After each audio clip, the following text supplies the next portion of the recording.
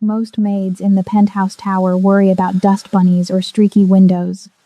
I worried about how to get arterial spray out of a white Persian rug before it set.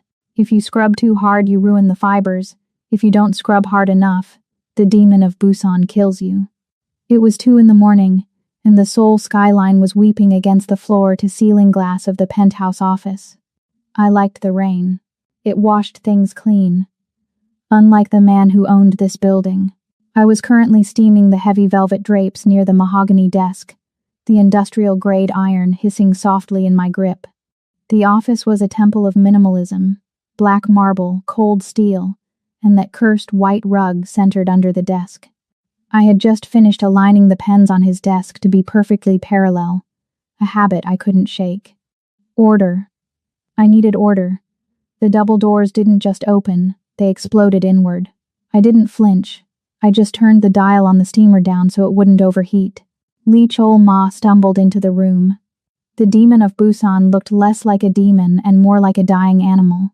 His tailored charcoal suit was ruined, slashed open at the ribs, dark blood soaking the fabric and dripping onto the black marble. He was gasping, his face pale, sweat matting his dark hair to his forehead. He wasn't alone. A shadow followed him in, a man in tactical black gear, a balaclava obscuring his face, a serrated combat knife raised high. The assassin was fast, efficient. He lunged for Cholma's exposed back, aiming for the kidneys. Cholma tried to turn, raising a gun with a trembling hand, but he was too slow. The loss of blood had made him sluggish. I wasn't sluggish. I didn't scream. I didn't drop the iron. I didn't scramble for cover like a civilian. In my previous life, panic was a liability that got you killed. I simply calculated the trajectory, took one slide step to the left to intercept the angle, and swung the heavy, brass-bottomed industrial steamer with everything I had. Crack. Hello, my fierce hearts and midnight wanderers. Before we lose ourselves in this story, make sure you're subscribed, and hit that like button to let me know you're here. In the comments, tell me where in the world you are listening from tonight. I love seeing how far our dark romance family reaches. Your support means everything and keeps these stories alive. So, find a comfortable spot, dim the lights, and let's begin. The sound was wet and heavy, the sickening crunch of brass meeting the temporal bone. The assassin didn't even grunt. His momentum carried him forward, but his consciousness was gone before he hit the floor.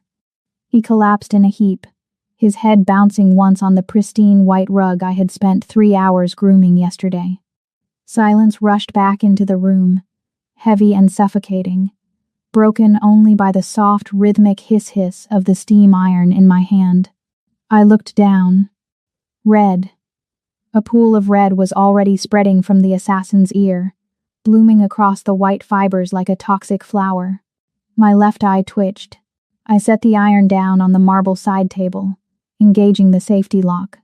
Then, I smoothed the front of my apron. I could feel eyes on me. Lee Chol-ma was frozen. He was leaning against the doorframe, his gun dangling loosely from his fingers.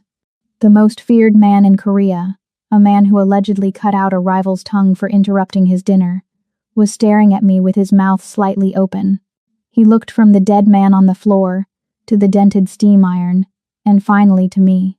He was waiting for the hysterics.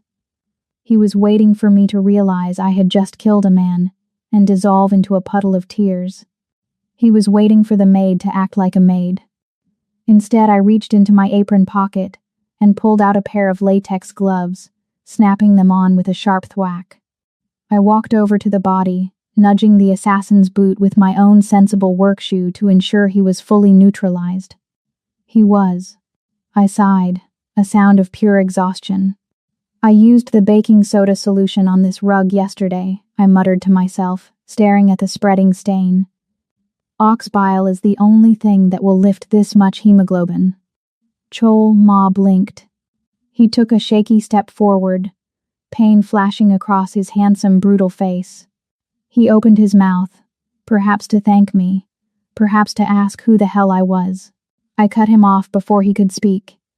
I pointed a gloved finger at his Italian leather shoes, which were currently leaving a trail of blood droplets on the marble leading up to the rug.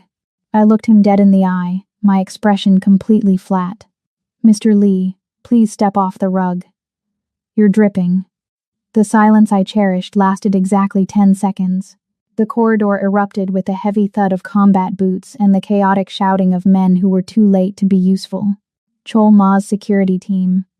They swarmed into the penthouse office like a colony of agitated ants, weapons drawn, shouting codes and commands that bounced uselessly off the marble walls. "Secure the perimeter. Boss. Boss is down. Clear the room." I ignored them. I reached into my apron pocket for a sanitizing wipe, lemon-scented, industrial strength, and began to methodically clean the brass plate of the steam iron. The blood was already cooling, becoming tacky. If I let it dry, it would rust the finish. 3 guards circled the body of the assassin, their guns pointed at the corpse as if he might suddenly spring up and apologize. 2 more rushed toward Chol Ma, hands hovering, afraid to touch him. "Back." Chol Ma roared. The sound was wet, ragged, but it carried enough authority to freeze every man in the room. He pushed himself off the doorframe, swaying dangerously. The gash in his side was weeping faster now, the dark stain ruining the silk lining of his jacket. He didn't look at his men. He was looking at me. "Get out," he said. His voice was low, a rumble of thunder before the strike. "Sir, the perimeter is..." The head of security started. I said, "Get out." Chol Ma snarled, turning his head just enough to glare at the man. "Take the trash on the floor with you. Leave the maid." The guards hesitated, confused by the sight of the small black woman in the crisp uniform, scrubbing a steam iron while a dead man cooled on the rug. But fear of their boss outweighed their confusion. They grabbed the assassin's body by the tactical vest and dragged him out, leaving a wide, sickening smear of red across the white rug. I closed my eyes and exhaled a long, sharp breath through my nose. Double the ox bile. Maybe hydrogen peroxide. The doors clicked shut. The lock engaged. We were alone. The air in the room changed instantly. It grew heavy, charged with the metallic scent of copper and the electric hum of violence. Chol Ma pushed himself off the wall. He stumbled, catching himself on the edge of the heavy mahogany desk. He should have been in shock. A normal man would be on the floor. But the demon of Busan ran on spite and adrenaline. He moved toward me. It was a predator's stalk, even with the limp. I didn't back away. I folded the dirty wipe, tucked it into a trash pouch at my hip, and clasped my hands in front of my apron. He stopped inches from me. He was tall, looming over me, his breathing shallow and rapid. Up close, I could see the fine pores of his skin, the sweat beading on his upper lip, and the dilated pupils that swallowed the iris. He smelled of rain, expensive tobacco, and death. In a blur of motion, he raised his gun. The cold steel barrel pressed hard into the soft hollow of my throat, forcing my chin up. "Who owns you?" he whispered. The metal dug into my windpipe. His finger was trembling on the trigger, not from fear, but from muscle failure. One twitch, and my brains would act as a new coat of paint for the wall behind me. I didn't blink. I didn't tremble. My pulse remained a steady boring thrum in my ears. He stared into my eyes, searching for it. The fear, the panic, the pleading. It was what he fed on. It was what gave him power. But he wouldn't find it here. He didn't know that before I came to Seoul, before I put on this starched uniform, I had spent 5 years in Chicago cleaning up after the syndicate. I had scrubbed brain matter out of grout lines in meat lockers, while cartel lieutenants argued over money 5 feet away. I had dissolved fingers in acid baths while eating a sandwich. I had seen men do things to other men that would make the devil vomit. Lee Chol Ma wasn't a demon to me.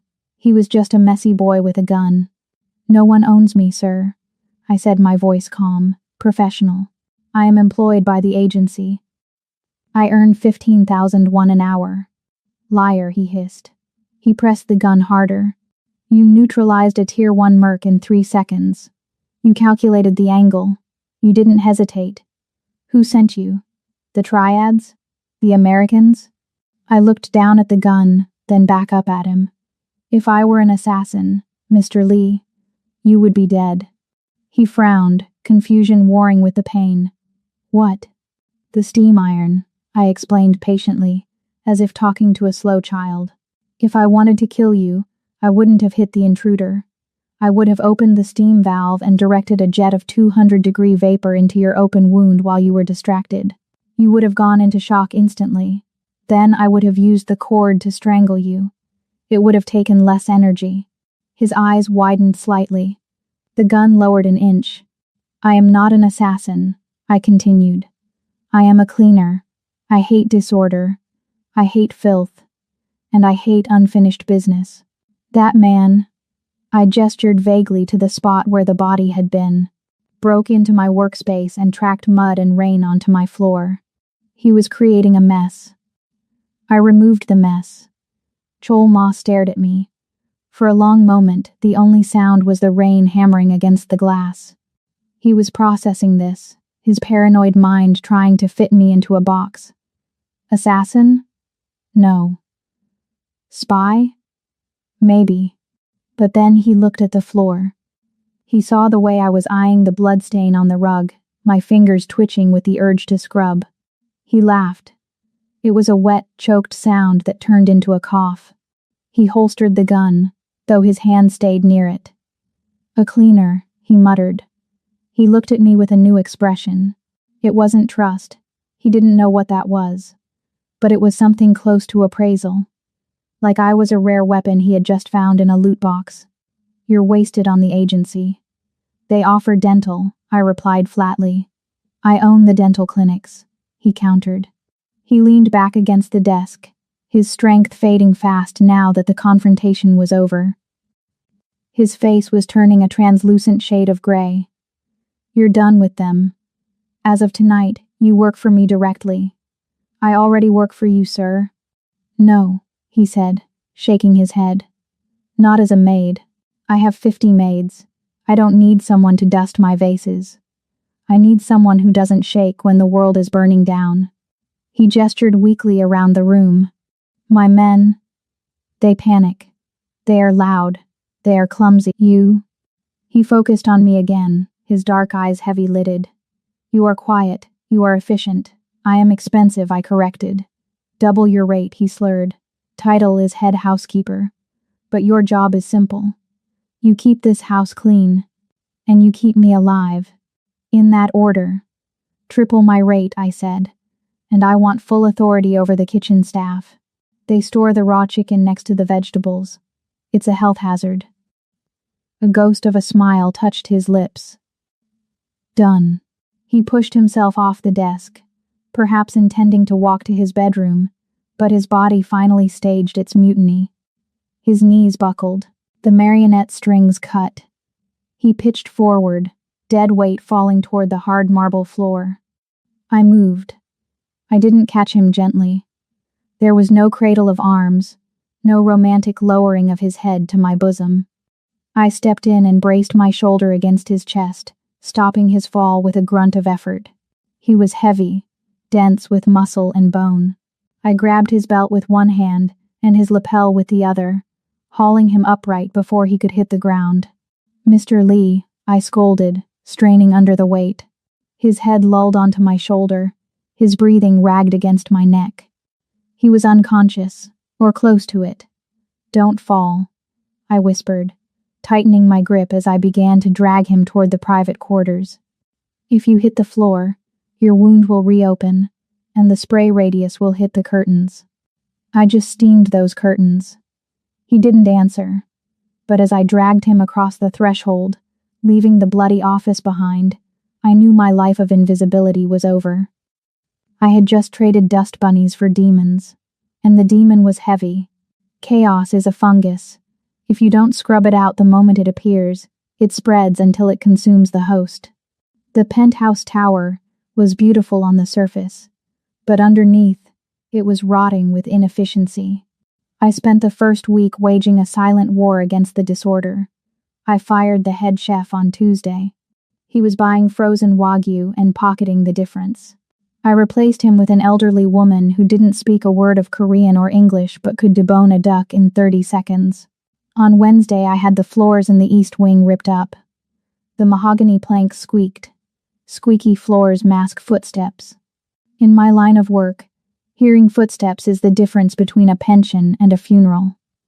I had sound dampening cork underlay installed. Now the hallway was a vacuum of silence. On Friday, I found the armory. It was disguised as a wine cellar, hidden behind a biometric lock that I bypassed by observing the heat signature on the keypad after the security chief left. Inside, it was a disgrace. Glocks were tossed in bins with cigs. Varying calibers of ammunition were mixed in a giant glass bowl like forbidden trail mix. It took me 4 hours to organize. By the time I was done, the weapons were racked by effective range and fire rate, and the ammunition was sorted into color-coded trays. It was peaceful, but while the house was becoming a fortress of order, the master of the house was deteriorating. Lee Cholma didn't sleep. I heard him at night. My room was in the staff quarters, but I slept with the door cracked. I heard the pacing, the heavy, restless footsteps of a tiger in a cage too small for its ambition. He wandered the halls at 2 a.m., 3 a.m., 4 a.m. He checked the locks. He stared out the windows. He was waiting for the monsters to come back. He didn't know that the only monster in the hallway was his own exhaustion. It was 3:15 a.m. on a Tuesday when I walked into the kitchen to prep the morning stock. The lights were off, save for the blue glow of the refrigerator and the city lights bleeding in from the window. He was there. Cholma sat at the massive marble island, shirtless. The bandages on his side were fresh, my handiwork, but his skin was gray in the gloom. A heavy tumbler of whiskey sat untouched near his right hand. A suppressed Beretta 982 sat near his left. He was staring at the wall, his eyes wide, bloodshot, and unblinking. I didn't startle. I simply tied my apron strings and walked to the pantry. "You're loud," he rasped. He didn't look at me. His voice was like grinding stones. "And you are awake," I replied, pulling down a jar of dried herbs I had assembled from the Asian market in Itaewon. Again, sleep is a liability. Sleep is a biological imperative. You are operating at 60% cognitive efficiency. It's unprofessional. He turned his head slowly to look at me. The movement was predatory, but tired. "Are you lecturing me, housekeeper?" "I am observing a malfunction." I set a kettle on the stove. I ignored the expensive tea leaves, the Earl Grey, the Darjeeling. Instead, I opened my jar. The smell hit the air instantly, pungent, earthy, and distinctly unpleasant. Valerian root, dried chamomile, and a few other things I had learned from an old woman in a Chicago safe house who claimed she could put a horse to sleep with a cup of water. I brewed it strong. The water turned a murky, swampy brown. I poured it into a delicate porcelain cup and slid it across the island. It stopped 2 inches from his gun. "Drink," I said. Cholma looked at the cup. He sniffed it and recoiled, his nose wrinkling. "It smells like wet dirt. It tastes worse, I promised. But you will be unconscious in 20 minutes, and you will stay that way for 8 hours. He laughed, a dry, humorless sound. He picked up the gun instead of the tea, spinning it idly on the table. "You hand me a foul-smelling liquid in the middle of the night. Why shouldn't I put a bullet in you for attempting to poison the King of Soul?" I sighed. It was too early for theatrics. I reached across the island, took the cup from under his nose, and took a long, deliberate sip. The taste was vile, bitter enough to make my eyes water. I swallowed it, then set the cup back down in front of him. "If I wanted to poison you, Mr. Lee, I would use ricin," I said, wiping my lip. "It's derived from castor beans. It disrupts protein synthesis on a cellular level. It takes 3 days to kill you, it looks like the flu, and it is completely tasteless. This," I tapped the cup, "is just bad tea. Drink it." He stared at me for a long time, the paranoia in his eyes warred with a desperate, crushing need for rest. Finally, he holstered the gun. He picked up the cup and downed the contents in one long pull, grimacing as he slammed the porcelain back onto the marble. "Disgusting," he muttered. "Go to bed." He stood up, swaying slightly as the warmth hit his empty stomach. But he didn't leave immediately. He gestured to a stack of files sitting on the far end of the island. "Throw those out. My underbosses are incompetent. The numbers don't add up for the Incheon shipment." He turned and walked out of the kitchen, the fatigue finally winning. I walked over to the files. It was a ledger for the shipping containers coming through the port. Smuggling routes. Payoffs. I didn't throw them out. I have a problem with incorrect data. It itches my brain. I flipped through the pages. My eyes scanned the rows of figures. I wasn't an accountant, but I knew patterns. Laundry has a rhythm. Clean money flows in straight lines. Dirty money spirals. There was a break in the spiral. Page 14. Column B. The recurring maintenance fee for the transport trucks was inflated by 12% every third month. It was subtle, small enough to be a rounding error, but regular enough to be a code. Someone was skimming off the top. Not a lot, just enough to be greedy. I took a red pen from the jar on the counter. I circled the 3 instances of the inflated fee. I drew a line connecting them to the name signed at the bottom of the approval sheet, Kang. I left the file open on the island, right next to where his gun had been. The next night, I was in my room, folding laundry. I was folding his socks. I folded them into perfect squares. It was meditative. I knew the camera in the corner of the ceiling was active. The little red light had been taped over, but the infrared sensor was live. I could feel the lens on me. Up in the office, I knew exactly what was happening. Chol-ma would be sitting at his desk, finally rested after 12 hours of drug-induced sleep. The file would be open in front of him. He would be looking at the red circles. He would be doing the math, realizing that the maid hadn't just cleaned his kitchen, she had cleaned his ledger. He would be realizing that Kang, his lieutenant of 5 years, was a thief. And then, he would look at the monitor. I didn't look up at the camera. I didn't smile. I just smoothed the fabric of the sock, placed it in the basket, and picked up the next one. I wasn't just the help anymore. I was the asset. And judging by the fact that no guards had come to drag me out for accessing sensitive documents, he knew it too. I smoothed the wrinkle out of a silk dress sock. "Your move, boss." They called him Snake Park, but that was an insult to snakes. Snakes are clean. They swallow their prey whole. Park Ji-hoon chewed like a wood chipper trying to digest gravel. The dining room was a theater of tension. The crystal chandelier cast a cold diamond light over the long ebony table.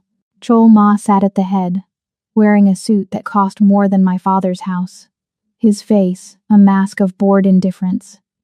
To his right sat Park Ji-hoon, the leader of the Gangnam Syndicate. He was a loud man in a loud suit, gold pinstripes that hurt my eyes, and he was currently dismantling a plate of braised short ribs with his bare hands. I stood in the shadows near the sideboard, my hands clasped in front of my apron, invisible. My job was to refill water glasses. My internal job was to calculate how much bleach it would take to sanitize the chair Park was sweating on. "You look thin, Lee," Park said, talking around a mouthful of meat. Sauce glistened on his chin. "I heard you had a little security breach. A rat in the penthouse?" Chol-ma didn't blink. He sliced his steak with surgical precision. "Pests are inevitable, Park. Extermination is the only variable." "Is it?" Park chuckled, tossing a bone onto the pristine tablecloth. "Or maybe the demon of Busan is losing his teeth. My men say the Americans are circling. They smell blood in the water. Maybe I should let them take a bite." The air in the room vanished. Chol-ma stopped cutting. His hand tightened around the handle of his steak knife. I saw the tendon in his forearm snap taut. He was 3 seconds away from lunging across the table and carving a second smile into Park's throat. If he did that, we would be at war by midnight.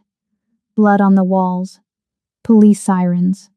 And worse, police forensics trekking mud through the foyer. I watched Park reach for his wine. He took a swig, swished it around his mouth, and then, with a casual, dismissive turn of his head, leaned over and spat a piece of gristle onto the floor. Splat. It landed on the black marble. The marble I had polished at 6 a.m. with a specialized pH-neutral stone cleaner. A small, greasy smear of saliva and animal fat. The world tilted on its axis. The insults to Cholma, irrelevant. The threats of war, politics. But spitting on my floor? That was a declaration of hostilities. I turned to the service cart. The silver teapot was resting on a warmer. The water inside was ginseng infusion, kept at a roiling boil. 98 degrees Celsius. Hot enough to blister skin in less than a second. I picked up the pot. I wrapped a thick napkin around the handle. I didn't rush. Rushing looks suspicious. I walked toward the table with the smooth, gliding gait of a trained servant. "More tea, Mr. Park?" I asked softly. Park didn't even look at me. He was too busy goading Cholma. "You know, Lee, maybe you need a partner. Someone to manage your..." Decline. Cholma's knuckles were white. He was going to kill him. I stepped into the space between them. I calculated the angle. If I poured it on his face, he would be blinded. Too much police attention. If I poured it on his lap, he would shoot blindly. Too dangerous for the furniture. The target was the wrist. Specifically, the gap between his gold Rolex and the cuff of his shirt. Thin skin. Radial nerve. Maximum pain response with minimal lethality. I took a step. My foot caught on the leg of the chair. "Oh," I gasped. A flat, unconvincing sound. The pot tipped. Gravity did the rest. A stream of scalding brown liquid arc, perfect and mathematical, splashing directly onto Park's exposed wrist and hand. Ah! The scream was satisfying. It wasn't a dignified sound. It was the high-pitched shriek of a bully who had never felt pain he didn't inflict himself. Park scrambled back, his chair scraping loudly against the floor, another mark I'd have to buff out. He clutched his scalded hand, his face turning a violent shade of plum. "You stupid bitch," he roared, kicking the chair away. He reached for his waistband with his good hand. Cholma was on his feet instantly, his own gun drawn before Park could even clear his jacket. The guards by the door leveled their weapons. The standoff was instant, but I didn't cower. I didn't retreat. I bowed deeply, a perfect 90-degree angle. "My deepest apologies, sir," I said, my voice smooth and utterly devoid of panic. "I am so clumsy." The pot, it was heavier than I anticipated. "Please, allow me to fetch some ice." Park looked at me. He looked at the steam rising from his reddened skin. Then he looked at Cholma's gun pointed at his chest. "You're crazy," Park spat. He looked at Cholma. "Your staff is incompetent. This meeting is over." "Get out," Cholma said calmly. He hadn't lowered his weapon, but the murderous rage was gone, replaced by a strange confusion. Park stormed out, cradling his hand, his entourage scrambling to follow. The front door slammed, shaking the frame. Silence returned to the dining room. I straightened up from my bow. I pulled a microfiber cloth from my pocket and knelt down. "Mr. Lee," I said, spraying the spot where the gristle had landed. "Please be careful. The floor is wet." I wiped the spit away. It came up easily, thank God for the sealant. "Leave the cleaning," Cholma said. His voice was low. "If I leave it, the acid in the tea will etch the stone." "Jada." He never used my name. "Come here." I stood up, folding the cloth. He turned and walked out of the dining room, heading for the serviced pantry. I followed. As soon as we crossed the threshold, he spun around. He moved fast. Before I could blink, he had backed me up against the shelving units, his hands slamming onto the metal racks on either side of my head. He boxed me in. The pantry was small, smelling of dry spices and flour. He was close. Too close. I could feel the heat radiating off him, the adrenaline still pumping through his veins. His dark eyes were boring into mine, searching for a crack in the porcelain. "You don't trip," he whispered. It wasn't a question. "Floors can be slippery, sir," I replied, staring at the knot of his tie. It was crooked. I wanted to fix it. "You move like a ghost," he hissed, leaning closer. "I've watched you walk through a room full of sleeping guards without triggering a single motion sensor. You have the balance of a cat. You do not trip." He paused, his breath ghosting over my cheek. "You burned him on purpose." I finally looked up, meeting his gaze. He was disrespectful. He insulted me for an hour. "You didn't blink." "He didn't insult you," I corrected. He was breathing. "That is annoying, but not a crime." "Then why?" he demanded, his voice rising. "Why provoke a war with the Gangnam Syndicate? Why risk your life?" I looked him dead in the eye. He spit on my floor. Chol Ma stared at me. He looked for the lie. He looked for the hidden agenda. But all he saw was the genuine simmering indignation of a woman who takes her job very, very seriously. For a second I thought he was going to hit me. Or fire me. Instead his chest heaved. A sound bubbled up from his throat. A rough, jagged noise. He was laughing. He threw his head back and laughed. A genuine dark sound that bounced off the shelves of canned tomatoes. It was the laugh of a man who had forgotten what amusement felt like. He looked back down at me, his face flushed, his eyes dancing with something dangerous. The air between us thickened, turning into something electric.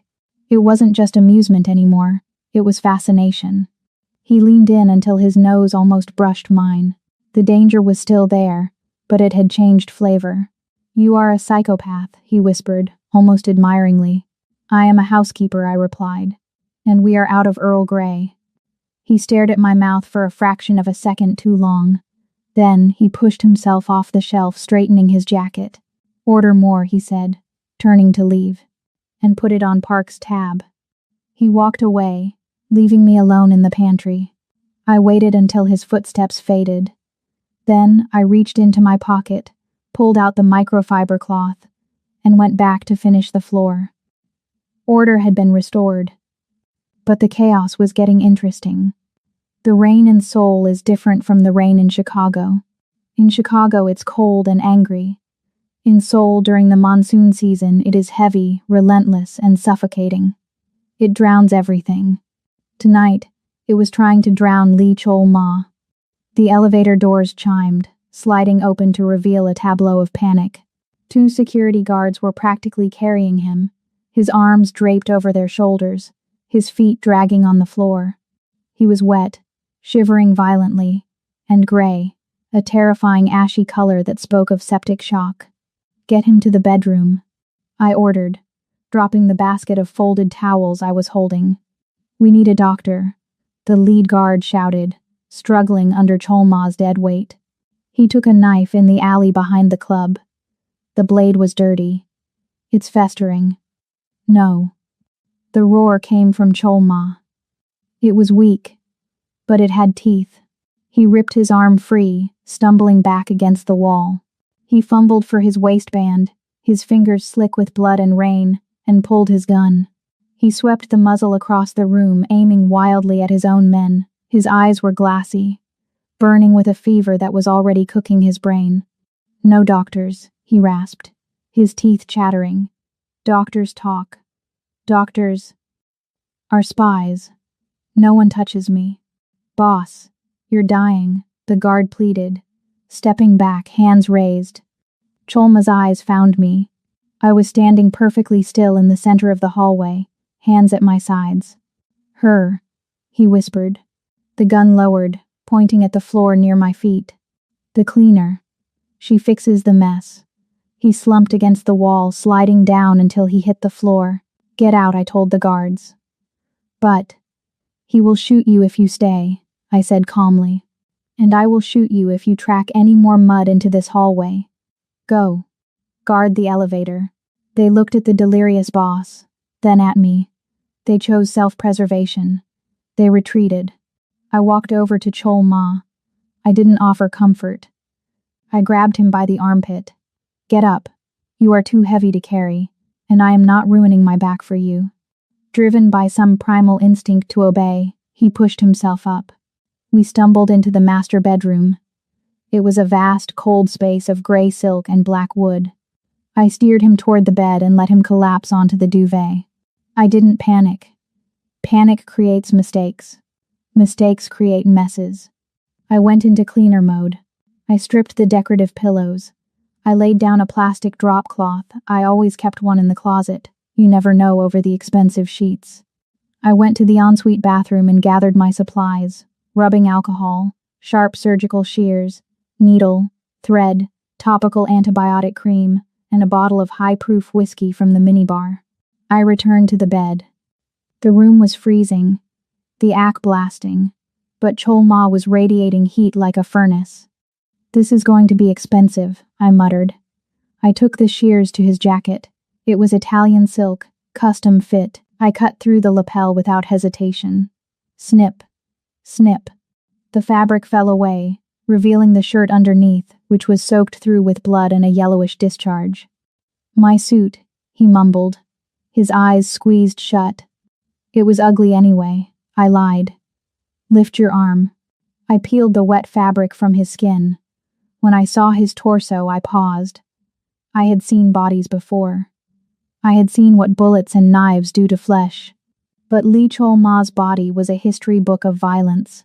His chest and stomach were a map of raised white ridges and knotted pink skin. There was a bullet wound near his collarbone, old and puckered. A long, jagged slash ran down his left ribs, a souvenir from a machete, perhaps. Burn marks on his hip. He wasn't just a boss who gave orders. He was a man who had survived the front lines. The fresh wound was on his right side, just above the hip bone. It was angry, red, and swollen, the edges turning black. Poison? Or just filth from a gutter blade? "This will hurt," I announced. I poured the whiskey over the wound. He didn't scream. He hissed, his back arching off the bed, his muscles seizing tight as wire. His hand shot out and gripped the sheets, tearing the fabric. "Breathe," I commanded. I began to scrub the wound with the antiseptic. I had to get the rot out. I had to be rough. The room grew hot. The smell of copper, alcohol, and fever sweat was thick in the air. I felt sweat trickling down my own spine. My uniform jacket was restricting my movement. I stood up for a second, unbuttoning the heavy blazer and tossing it onto a chair. I unbuttoned my cuffs and rolled the sleeves of my white blouse up past my elbows to keep them sterile. I leaned back in to stitch him up. Suddenly, his hand shot out. He grabbed my forearm. His grip was iron, burning hot. He wasn't looking at the needle. He was looking at my arm. My skin there wasn't smooth. From my wrist to my elbow, the flesh was a mottled landscape of shiny keloid scarring. It looked like melted wax. Industrial chemical burns. Chicago, 3 years ago. A disposal vat had splashed. I hadn't gone to a hospital then either. I had wrapped it in gauze and kept working. Chol Ma's eyes, bright with fever, traced the ugly, twisted lines of my scars. His thumb brushed over a particularly raised ridge. "Who?" he wheezed. I didn't pull away. I threaded the needle with my free hand. "The past, sir," I said softly. "It bites." He looked from my arm to his own battered chest. A strange look passed over his face. A recognition. We were the same. We were both things that had been broken and glued back together wrong. "Ugly," he whispered. He wasn't insulting me. He was stating a fact we both knew. "Survival is rarely pretty," I replied. "Now let go. I need to sew you up." He released me, his hand falling limp. I worked for an hour. I stitched the wound with the precision of a seamstress. I cleaned the area. I bandaged him tight. By 4 a.m., the fever was at its peak. He was thrashing. He was murmuring names I didn't know, people he had killed, or people he had lost. The demon of Busan was gone. In his place was a terrified boy trapped in a nightmare. "Don't turn off the light," he pleaded, his voice cracking. He reached out blindly into the dark. Don't leave me in the box. I caught his hand. I am here, I said. My voice was the only steady thing in the room. He gripped my hand like it was a lifeline. He pulled it to his chest, pressing my knuckles against his sternum. I could feel his heart hammering against his ribs, frantic and bird-like. I should have pulled away. I was the housekeeper. He was the employer. This was a violation of boundaries. But I didn't. I pulled a chair up to the side of the bed. I used my other hand to dip a cloth into cool water and press it to his burning forehead. Sleep, I ordered him, though my voice was softer than usual. The mess is cleaned up. He quieted. His breathing evened out, matching the rhythm of the rain against the window. But he didn't let go of my hand. I sat there as the hours bled into morning. I watched the gray light of dawn creep across the floor, illuminating the plastic drop cloth, the bloody rags, and the two scarred people holding hands in the center of the wreckage. I knew then that I was in trouble. I could scrub blood out of a rug. I could organize an armory. But I didn't know how to clean this up. I squeezed his hand back, just once. Then I waited for the sun. Recovery is a slow process for normal men. For Lee Chol-ma, it was an inconvenience he ignored until it went away. 2 weeks had passed since the night of the fever. The physical wound had closed, leaving a jagged pink line to join the collection on his ribs. But something else had opened. Before, he looked at me and saw a useful tool. Now, he looked at me and saw me. He watched me when I poured coffee. He watched me when I organized the library. His gaze was heavy, tactile. It felt like a fingerprint left on my skin. Tonight, he announced, walking into the kitchen while adjusting his cufflinks. We are going out. I didn't look up from the cutting board. I have laundry to do, sir. And the grout in the master bath needs resealing. The grout can wait. The Golden Lotus opens tonight. It's a shark tank. I need a second pair of eyes. Someone who sees what I miss. He placed a black velvet box on the island. Go put this on. We leave in 20 minutes. I opened the box. Inside lay a pool of liquid crimson. Silk. It was a dress that cost more than my entire education. I lifted it up. It was practically weightless, a slip of red fabric that would cling to every curve and leave my entire back exposed. I frowned.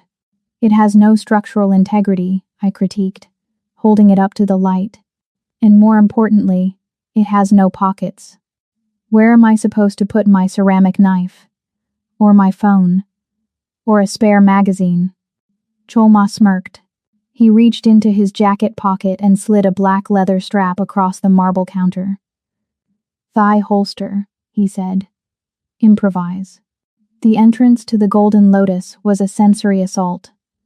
Strobe lights cut through the night, illuminating the red carpet where Seoul's elite preened for the cameras. When the valet opened the door of the Bentley, the flashbulbs went off like a mortar barrage. I stepped out. The silence from the paparazzi was brief, but noticeable. They were expecting a bodyguard. Maybe a celebrity date. They weren't expecting the woman in the blood red silk gown with her hair pinned up in a severe, elegant chignon, wearing a thigh holster concealed beneath the slit of her dress. Cholma stepped out behind me.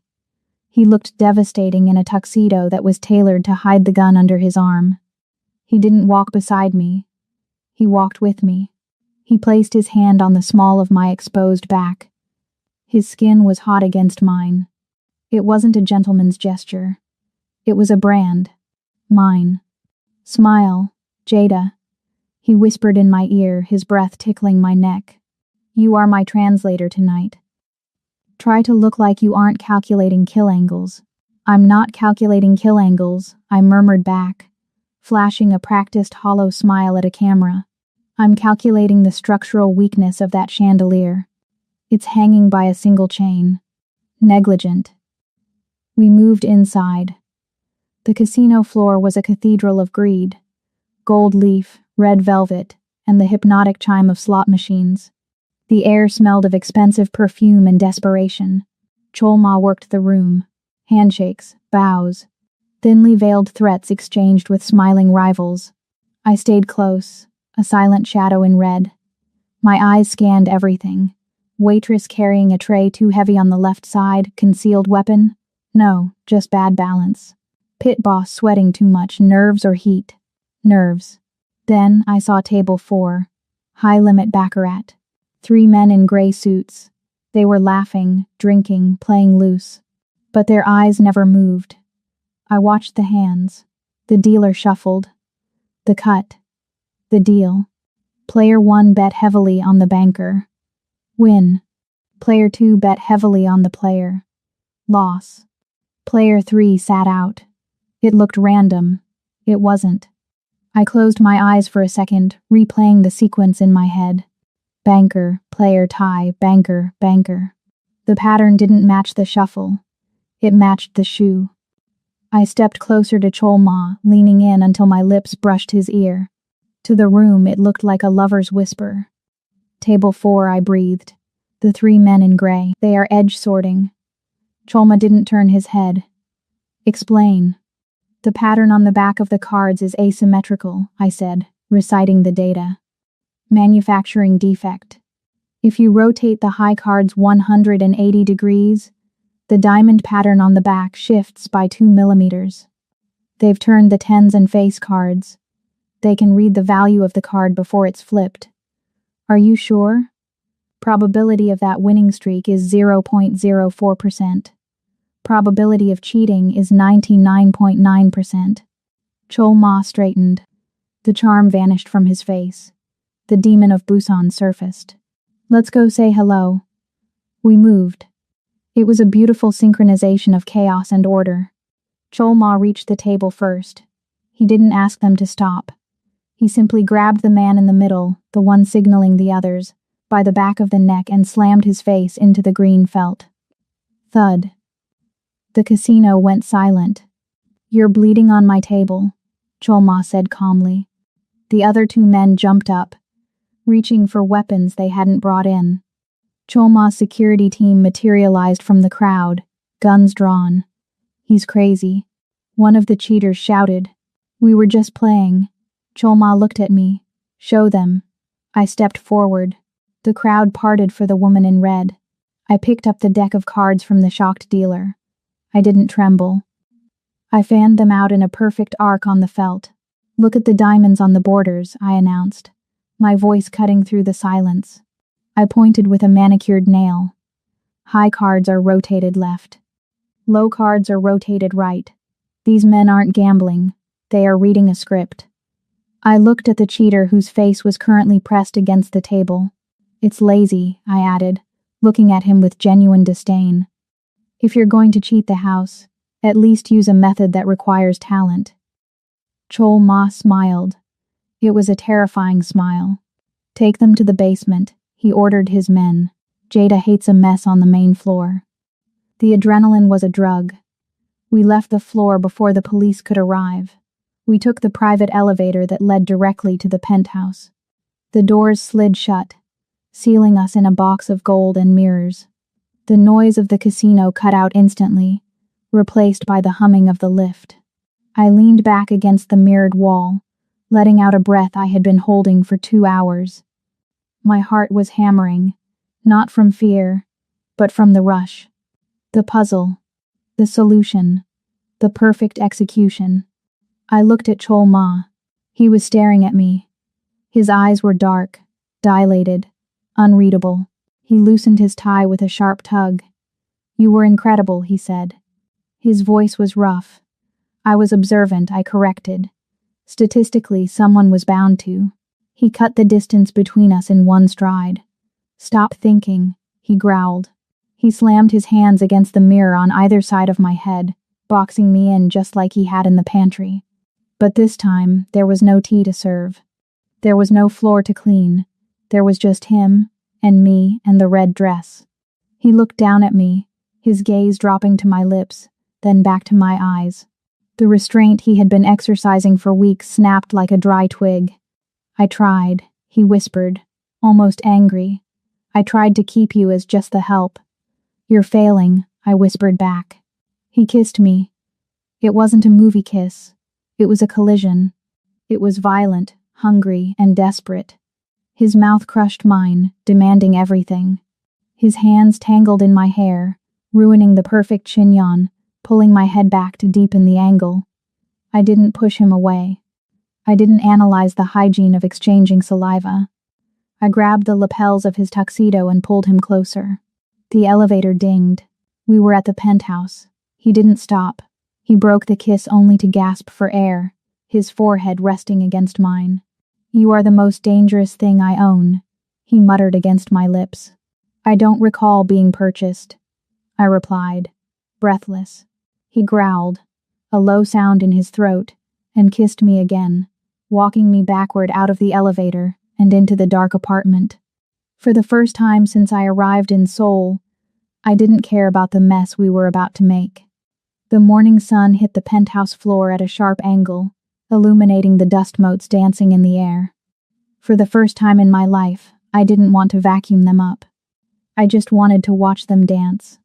I was lying in the center of the massive bed, tangled in high thread count Egyptian cotton. Beside me, the most dangerous man in Korea was asleep.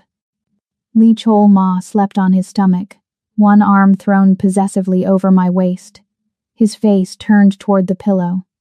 In sleep, the furrow between his brows, the permanent mark of his paranoia, was gone. He looked younger. He looked like a man who had finally found a safe harbor. My red dress was in a heap on the floor. His tuxedo was draped over a chair. It was a scene of domestic chaos. For one terrifying moment, I let myself imagine a future. One where I brewed his tea, managed his empire's logistics, and warmed his bed. One where the cleaner retired. Bzzz. The vibration didn't come from the nightstand. It came from the bottom of the closet, from inside the false lining of my old battered suitcase. My blood turned to ice. I carefully, agonizingly slowly, lifted Cholma's heavy arm off my waist. I slid out of bed, shivering as the cold air hit my skin. I walked silently to the closet and dug out the burner phone. I hadn't turned it on in months.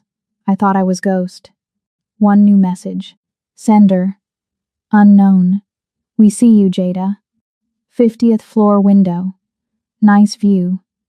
You have 20 minutes to come downstairs, or we turn the penthouse into a grave.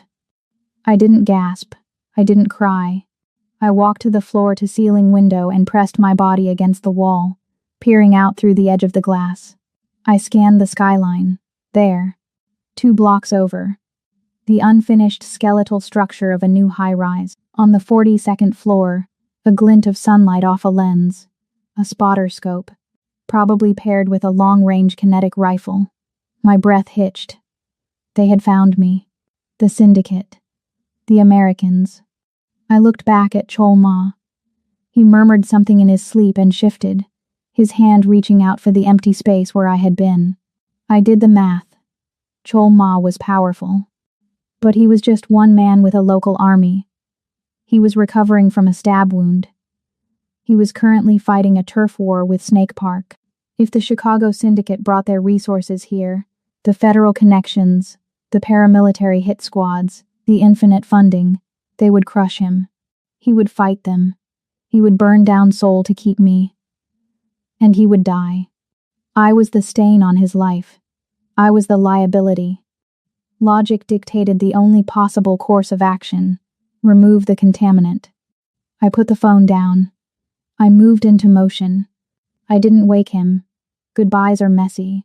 They involve tears and arguments and irrational decisions. I needed this to be clean. I dressed in my old clothes, black cargo pants, a gray hoodie, my boots. I packed my single bag in under 3 minutes. Passport. Emergency cash. The ceramic knife. Then, I turned back to the bed. I couldn't help myself. The OCD, the habit, the love, it all blurred together. I walked to his side of the bed. I gently straightened the duvet cover where he had kicked it loose. I aligned his slippers perfectly parallel on the rug. I picked up the red dress from the floor, folded it into a precise square, and placed it on the velvet bench.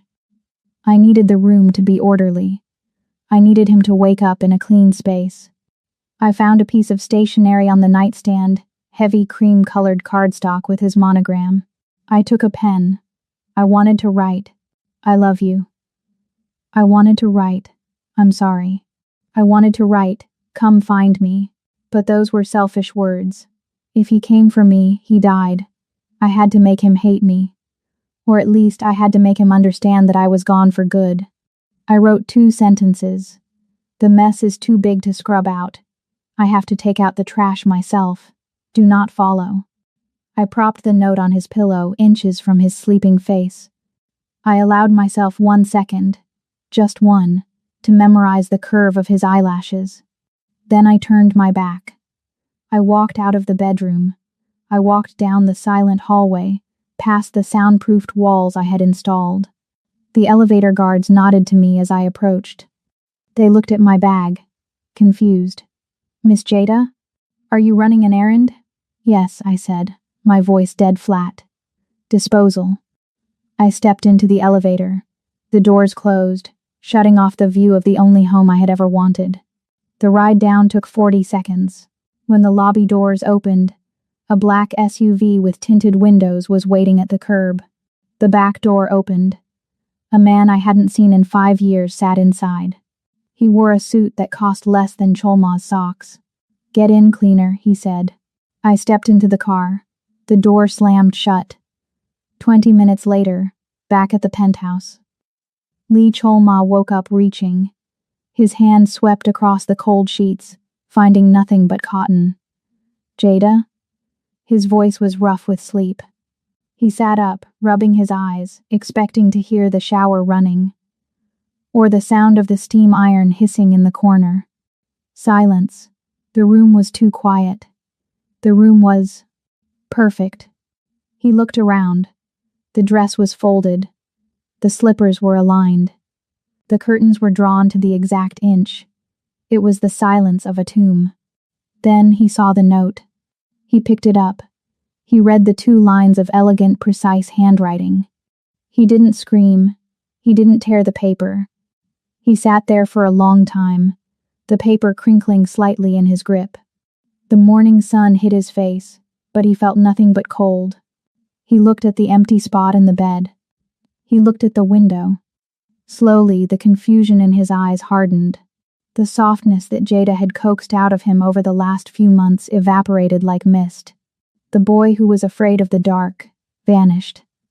The demon of Busan stood up. He walked to the wall safe. He punched in the code. He pulled out a fresh magazine for his sidearm and slammed it home with a violence that echoed off the walls. "You think you can clean this up alone?" he whispered to the empty room. He crumpled the note in his fist and dropped it on the floor, the first piece of trash he had ever allowed in his bedroom. "Wrong choice, Jada." The zip ties were tight, but they were cheap nylon, department store grade. If I rotated my wrists just right and applied friction against the metal bolt of the chair, I could melt through them in 4 minutes. I was sitting in the center of a private hangar at Incheon Airport. The space was vast, smelling of jet fuel and cold concrete. A Gulfstream G650 waited on the tarmac, engines idling, ready to take me back to a life I had washed off my hands years ago. Standing in front of me was the director. He looked exactly as I remembered, a beige suit, rimless glasses, and a smile that didn't reach his eyes. He looked like an accountant. He was actually the head of the syndicate's wet work division. "You look well, Jada," he said, smoothing his tie. "Korea suits you, though the Maid outfit, a bit cliché, don't you think? It pays better than your pension plan," I replied calmly, working my wrists behind my back. "Rub. Twist. Rub." "We missed you," he continued, pacing around me. "The new cleaners, they lack your artistry.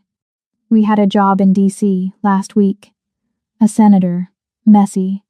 They left a fiber sample. A fiber sample, Jada. Can you imagine?" "Amateurs," I muttered. "Exactly. Which is why you're coming back. We don't want you dead. We want you working." I looked at him. I looked at the 6 armed contractors standing in a perimeter around us. They were relaxed. They thought this was over. They thought they had won. They didn't hear the phone ringing in the pocket of the lead mercenary. The mercenary answered, listened for 2 seconds and went pale.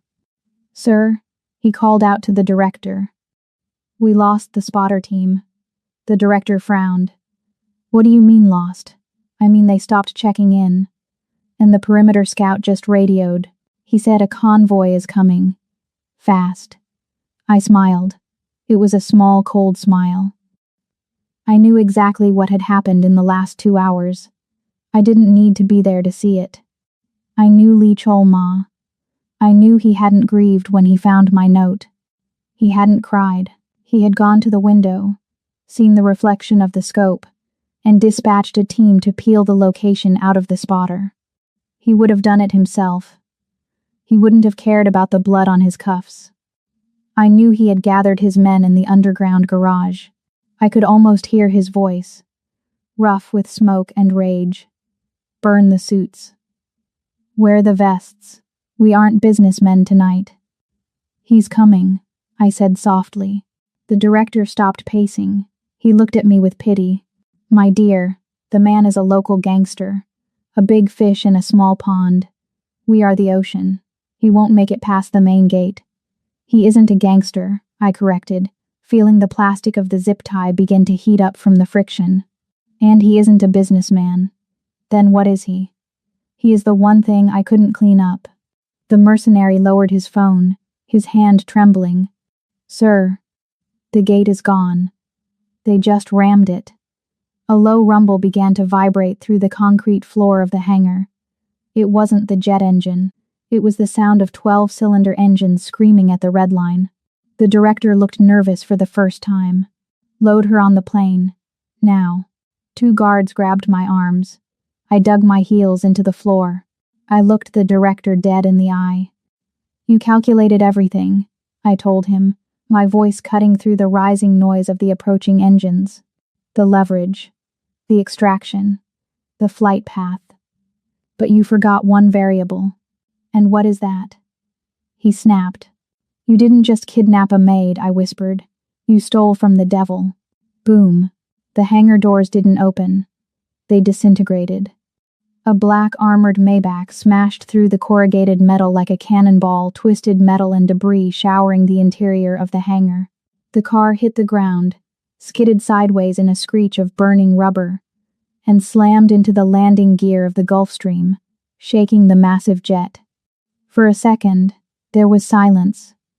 Just the hiss of a ruptured radiator and the spinning of wheels. Then, the doors of the Maybach flew open. Chaos didn't just arrive. It exploded. Lee Chol-ma stepped out. He wasn't wearing the tuxedo. He was wearing a tactical vest over a black dress shirt, sleeves rolled up to reveal the tattoos on his forearms. He held an assault rifle in one hand and a machete in the other. He didn't seek cover. He didn't shout orders. He simply raised the rifle and opened fire. Bang, bang, bang, bang. The first mercenary dropped, his chest ruined. "Kill him." The director shrieked, diving behind a crate. The hangar erupted. The syndicate mercenaries opened up on the Maybach, bullets sparking off the armored plating. But Chol-ma wasn't alone. 3 SUVs roared through the breach, drifting into defensive positions. Chol-ma's men poured out, creating a wall of lead. It was total war. Deafening. Brutal. I didn't watch. I worked. Snap. The zip tie gave way. I shook the plastic loose. A guard near me turned, distracted by the firefight, raising his weapon toward Chol-ma. I stood up. I grabbed the steam wand of a nearby industrial espresso machine. The director liked his comforts, sitting on a crate. No, that wasn't right. I grabbed a heavy wrench from the workbench next to me. I swung. The wrench connected with the guard's knee. He buckled. I drove the heel of my palm into his nose, bone crunching into cartilage. He went down. I took his gun. I checked the chamber. Full. I looked across the hangar. Chol-ma was moving through the gunfire like a wraith. He wasn't fighting tactically, he was fighting angrily. He abandoned cover to close the distance on a shooter, taking a round to his vest without flinching, and swung the machete. It was horrifying. It was beautiful. He wasn't looking at the enemies. His eyes were scanning the room, frantic, wild, searching through the smoke. "Jada," he roared. The sound tore through his throat, louder than the gunfire. I stepped out from behind the workbench. I raised the gun I had stolen and put 2 bullets into a mercenary who was flanking him. He spun around. He saw me. He was covered in dust, blood, and glass. His face was a mask of pure fury. But when his eyes locked onto mine, the fury didn't vanish. It focused. He started running toward me, not to capture me, to claim me. "Duck," I screamed. He dropped instantly as I fired over his shoulder, hitting the director in the leg as he tried to scramble up the stairs of the jet. Chol Ma scrambled forward on his knees, sliding the last few feet until he reached me. He grabbed my face with both hands, his bloody fingers smearing against my cheeks. He checked me for bullet holes, for cuts, for bruises. "You left," he panted, his eyes wide and terrifying. "You left me." I was taking out the trash. I yelled back over the noise of the firefight. "I am the trash man." He roared, shaking me. "You are the housekeeper. You stay in the house." A bullet pinged off the concrete next to us. Cholma didn't even look at it. He pulled me against his chest, shielding me with his body, and raised his rifle with one hand to fire blindly at the jet. "We are going to have a very long conversation about your resignation letter," he growled into my ear. "If we survive this." "The director is trying to board the plane," I said, pointing. Cholma looked at the limping figure of the director. A dark, cruel grin split his face. "No one flies tonight," he said. He handed me his machete. "Hold this." He reloaded his rifle. "Let's go cancel a flight." The Gulfstream was a dying bird. With the landing gear crushed by the Maybach, the fuselage was tilted at a steep, awkward angle. To get to the cockpit, we had to fight uphill. "Move," Cholma barked, shoving me behind him as he took the lead up the air stairs.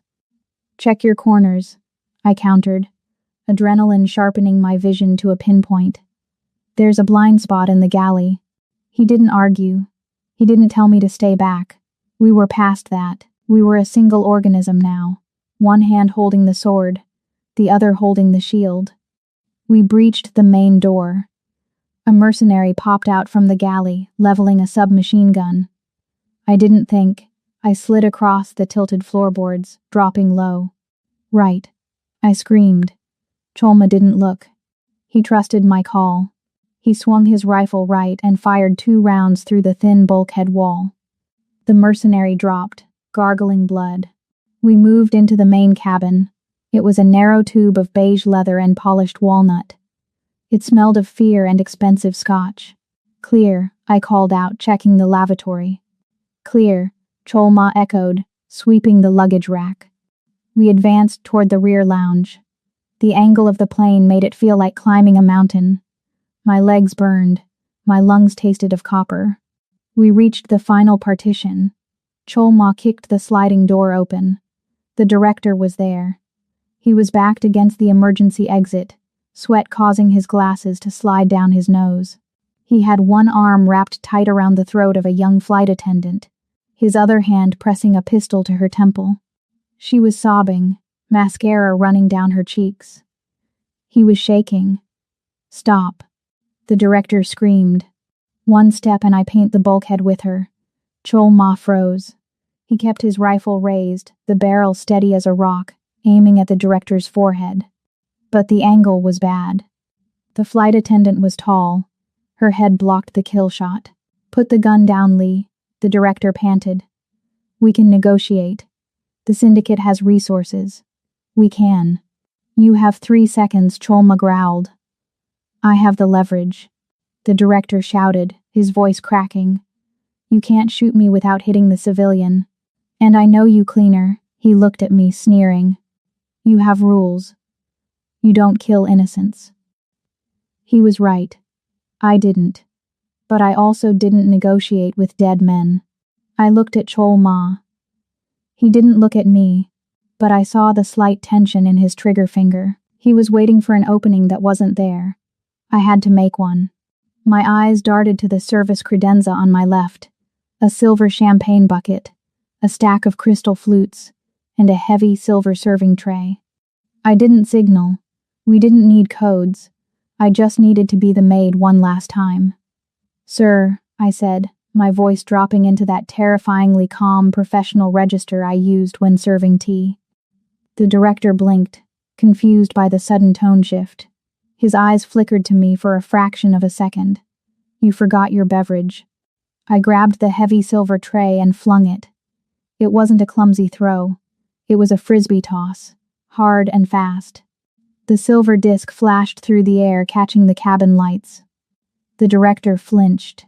It was a reflex. He ducked his head slightly and raised his gun hand to deflect the flying metal. The flight attendant pulled away, sobbing. The gap opened. 3 inches of forehead. Crack.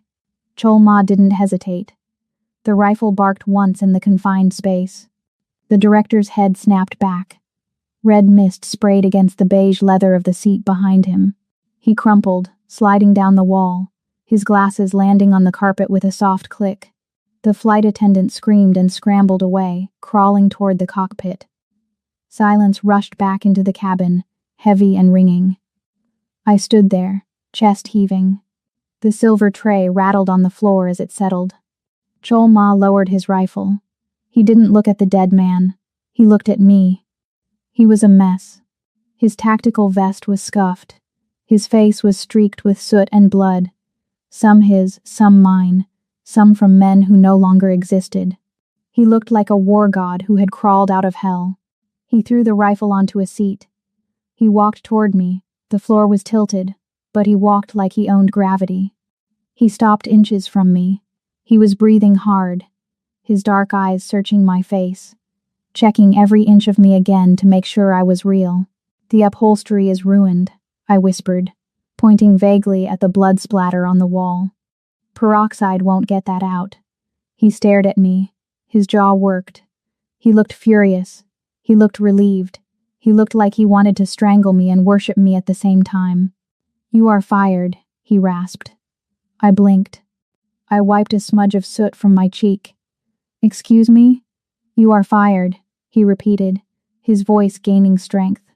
"Effective immediately. Severance package included." I raised an eyebrow. "You're firing me? After I just saved you a bullet?" "That is wrongful termination, sir.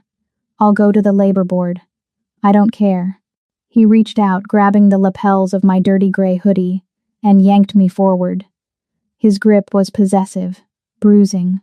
"I can't have my wife working as a cleaner," he growled, his face inches from mine. "It's bad for my reputation. People will talk." My breath hitched. Wife? Wife. Consort. Queen. I don't care about the title. "You are done scrubbing floors." He looked at the dead director, then back at me. "From now on," he whispered, "you only dirty your hands with me." I opened my mouth to argue, to tell him that marriage was a patriarchal construct, or that I preferred the title of consultant, but he didn't give me the chance. He kissed me. It tasted of gunpowder and iron. It was desperate and rough, a kiss that sealed a pact in blood. I wrapped my arms around his neck, burying my hands in his dark hair, pulling him closer. We stood there in the wreckage of a $40 million jet, surrounded by bodies and broken glass, holding on to each other like we were the only two solid things in the world. The war was just beginning. But the cleaning was done. The snow fell softly on Seoul, blanketing the city in a silence that felt expensive. Inside the penthouse tower, the air had changed. The stark museum cold minimalism was gone. There were fresh hydrangeas in the vases. The scent of roasted coffee and vanilla bean cut through the sterile smell of marble polish. It was no longer just a fortress. It was a home. But the monsters still came to visit. We were in the library. Lee Chol-ma sat in his leather wingback chair, looking bored. Across from him sat Kim Dong-soo, an ambitious underboss from the Southern District who thought wearing a bright blue suit made him a leader. I walked over to the low table, holding a silver tea service. "Ah, lovely," Kim sneered. not even looking at my face. He accepted the cup without a thank you, his eyes glued to Chol Ma. You have a very obedient wife, Mr. Lee. It's good to see you keeping the domestic affairs traditional. Chol Ma didn't speak. He just watched me. There was a glint of amusement in his dark eyes. The look of a man watching a tourist climb into a lion's enclosure. The contract, Kim said, sliding a thick document across the table. Just standard terms for the Busan expansion. Distribution rights, territory splits. Sign at the bottom. Cholma reached for his pen. Wait, I said. My voice was soft, but it stopped the room cold. Kim looked up, annoyed. This is business, sweetheart. Go refill the sugar. I set the teapot down. I didn't retreat. I picked up the contract. Page 4, paragraph 3, I recited without opening the folder. The liability clause regarding customs seizures. I reached into the pocket of my cashmere cardigan, no longer a maid's apron, and pulled out a red pen. You've structured the indemnity so that if a shipment is seized by the port authority, the loss falls entirely on the Lee family ledger, while your cut remains fixed at gross. I flipped the folder open, slashed a violent red circle around the paragraph, and dropped it back in front of him. Kim blinked, his mouth opening and closing like a fish. That's standard legal. I cleaned up the Chicago syndicate, Mr. Kim, I said, my voice dropping an octave, losing all its warmth. I dismantled a federal RICO case using nothing but a paper shredder and a bottle of bleach. Do not think I won't scrub a stain like you off my table. I leaned in, placing my hands on the mahogany. On my left ring finger, a diamond the size of a Glock bullet caught the light. It was heavy. It was sharp. Rewrite the clause, I ordered. 50-50 risk split. Or I make a call to your logistics manager, who by the way is stealing from you, and your entire supply chain vanishes by tomorrow morning. Kim looked at me. Then he looked at Chol Ma. She's not joking, Chol Ma said, leaning back and taking a sip of his tea. She scares me, and I kill people for a living. I suggest you sign. Kim signed. His hand was shaking.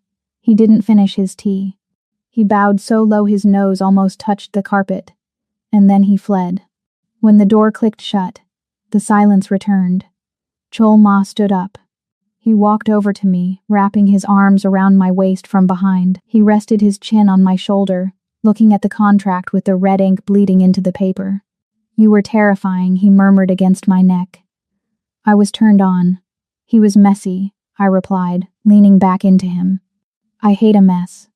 You missed a spot, he teased, kissing the sensitive skin below my ear. Where? Here. He tapped my chest, right over my heart. You let him leave alive. I'm feeling generous. It's Boxing Day. I pulled away gently and walked to the floor-to-ceiling window. The city of Seoul lay spread out below us, glittering in the winter twilight. It was a grid of lights, of chaos, of dirty secrets, and hidden violence. 6 months ago, I was invisible. I was a ghost in an apron, scrubbing blood out of rugs and hiding in the shadows. I touched the cold glass. My reflection stared back, no longer Jada the maid, Jada the queen. I smiled. I used to clean up the trash, I whispered to the city. Now, I decide what gets thrown away.